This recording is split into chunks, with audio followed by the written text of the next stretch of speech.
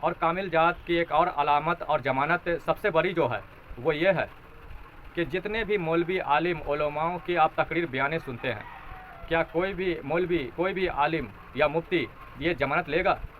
जो तकरीर बयान करता है ज़मानत लेगा इस बात की? ये कह सकता है कि मैं तुम्हारा उस वक्त तक साथ दूंगा जब तक तुम्हें रहमान से मिला ना दूँ, जब तक तुझे अल्लाह से मिला ना दूँ, जब तक तुझे अल्लाह वाला बना ना दूँ, तेरे अंदर की ज़मीर को जब तक मैं जगा ना दूँ, तुझे अल्लाह की दोस्ती विलायत जब तक ना अदा करा दूँ, उस वक्त तक मैं तेरा साथ दूंगा। क्या ये बात कोई आलिम, कोई मौलवी, कोई मुफ्ती जो तकरीरें बयान करता है, क्या ये ज़मानत ले सकता है? नहीं लेगा। कोई आलिम, कोई मौलवी ये ज़मानत नहीं लेगा। बड़ी बड़ी तकरीरें बयान करेगा पर ये ज़मानत, ये गारंटी नहीं लेगा। लेकिन खुसूसन सरकार गौहर शाही की जाते वाला है, सरकार गौहर शाही की जात है, जो सरकार गौहर शाही ने बड़े मजमे में, लाखों हज़ारों की मजमे में बीच में ये ज़मानत, ये गारंटी दिया है कि मैं तुम्हारा उस वक्त तक साथ दूंगा जब तक तेरे अंदर रहमान जाग ना जाए, जब तक तेरे अंदर की ज़मीर ना जाग जाए, तुझे जब तक मैं रब से मिला ना दूँ, तुझे अल्लाह वाला ना बना दूँ, तुझे अल्लाह की दोस्ती तक ना पहुंचा दूँ, तुझे अल्लाह की विलायत ना अता करा दूँ, उस वक्त तक मैं तेरा साथ दूंगा। तो ये सबसे बड़ी ज़मानत है जो सरकार गौहर शाही ने वाहिद दिया है। और ये ज़मानत वही दे सकता है, वही ले सकता है कि जिसके अंदर अल्लाह के जलवे, अल्लाह की जात हो, जो एक कामिल जात, एक अल्लाह वाला हो, वही ये ज़मानत, ये गारंटी ले सकता है, ये गारंटी दे सकता है। तो ये सबसे बड़ी ज़मानत, ये गारंटी है कि सरकार गौहर शाही कोई छोटी मोटी हस्ती नहीं है, एक कामिल अकमल हस्ती हैं, अल्लाह वाले हैं। और आगे जो अल्लाह का कलाम है, जो अल्लाह गुनगुनाता है, वो अल्लाह अपने दोस्तों का, अपने वलियों का नाम गुनगुनाता है। फज़्कुरूनी अज़्कुरुकुम, तू मेरा जिक्र कर, मैं तेरा जिक्र करूँगा। जो अल्लाह के नाम का जिक्र करता है तो अल्लाह फरमाता है कि तू मेरा जिक्र कर, मैं तेरा जिक्र करूँगा। और फिर अल्लाह अपने बंदों को भी फरमाता है, अपने दोस्तों की तरफ मुखातिब करते हुए कि तनज़्ज़ुलुर रहमा इंदा जिक्र स्वालिहीन, कि जब औलिया अल्लाह स्वालिहीन का जिक्र तुम करोगे तो तुम्हारे ऊपर रहमत का नुज़ूल शुरू हो जाएगा, शुरू हो जाता है। अल्लाह के बंदों के ऊपर अल्लाह का रहमत का नुज़ूल शुरू हो जाता है। तनज़्ज़ुलुर रहमा इंदा जिक्र स्वालिहीन। तो इस तरह वो गुनगुनाता है, खुदा बन ताला अपने महबूब बंदों का नाम जिक्र करता है।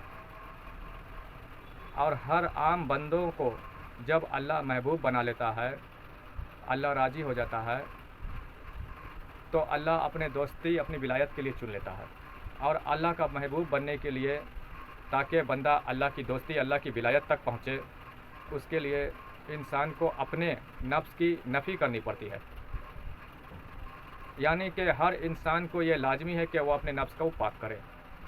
अभी उस नफ्स के अंदर नार है, वो शैतान बना हुआ है, हर इंसान का नफ्स। तो उस नफ्स को पाक करने का एक ही तरीक़ा है, जो हमारे माशरे के उलमा, आलिम, मौलवी, मुफ्तियों के पास वो तरीक़ा नहीं है। वो नमाज में लगाएंगे, रोज़े में लगाएंगे, ज़ुबान से जिक्र फ़िक्र में लगाएंगे, सदक़े ज़कात में लगाएंगे, वो इससे पाक नहीं होता है नफ्स। उससे पाक करने के लिए एक ही तरीक़ा है जो औलिया इकराम, सूफिया इकराम ने रूहानियत की तालीम में बयान फरमाया है।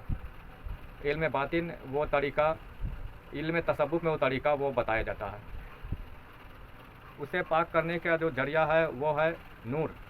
नूर के ज़रिए उसे पाक किया जाता है, इस नफ्स को।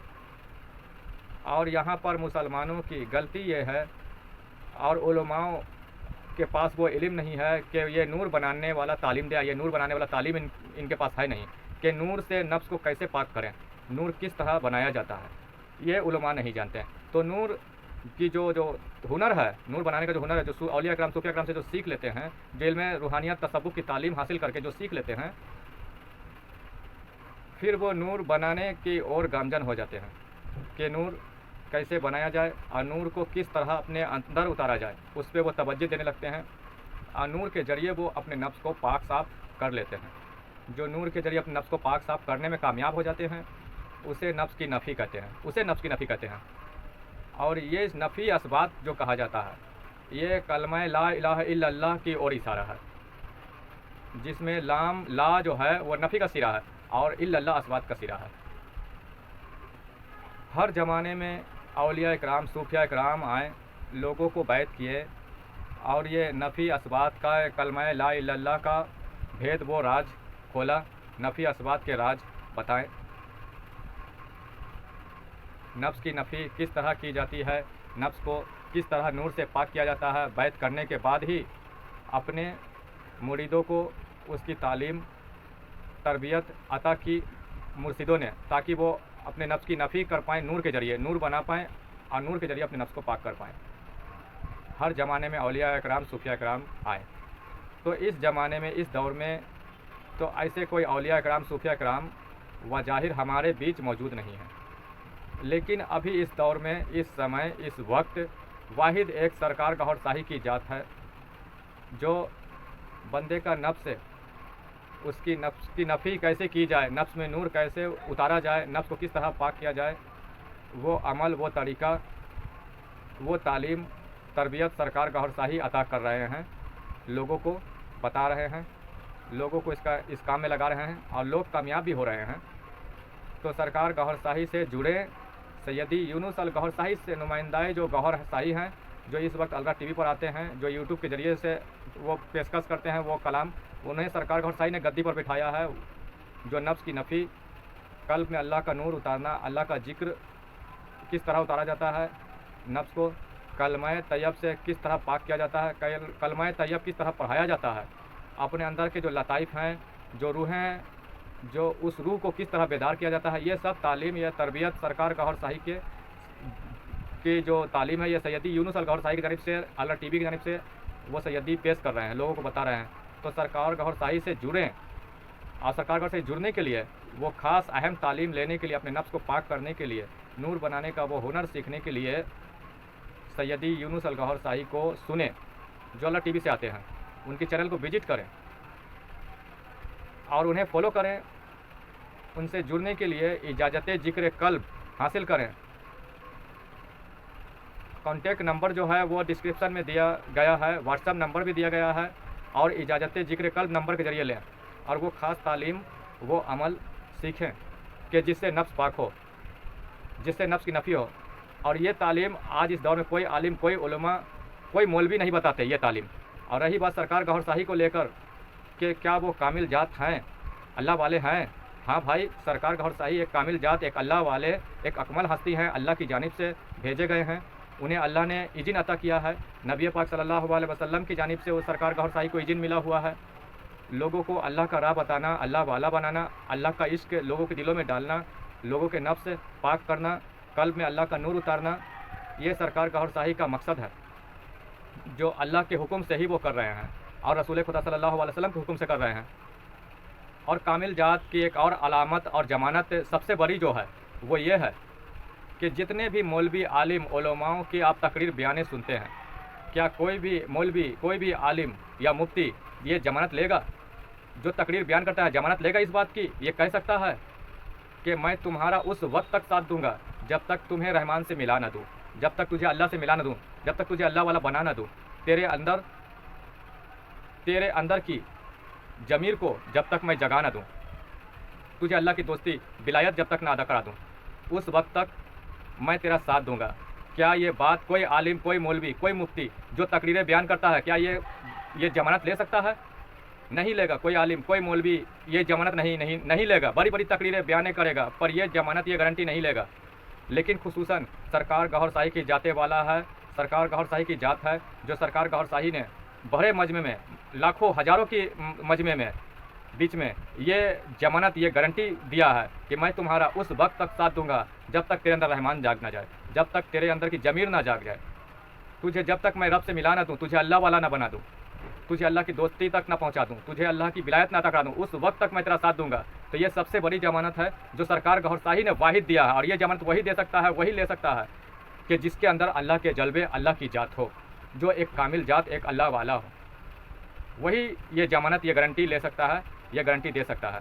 तो ये सबसे बड़ी ज़मानत, ये गारंटी है कि सरकार गौहर शाही कोई छोटी मोटी हस्ती नहीं है, एक कामिल अकमल हस्ती हैं, अल्लाह वाले हैं। तुम कल तक तलाश रहे थे कि कोई ऐसा हस्ती मिल नहीं रहा है, कोई सच्चा बंदा मिल नहीं रहा है, कोई अल्लाह का वली, अल्लाह का दोस्त मिलता नहीं है, तो घबराए नहीं।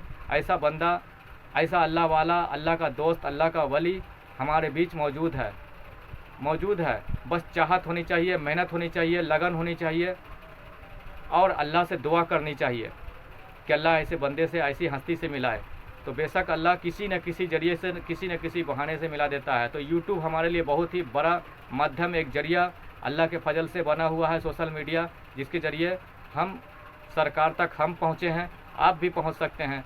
कल तक मैं भी भटकता था खानका यहाँ वहाँ, औलिया अल्लाह की बातें सुनता था और मौलवियों के, आलिमों के, सज्जादा नशीनों के पास जाता था, बैठता था।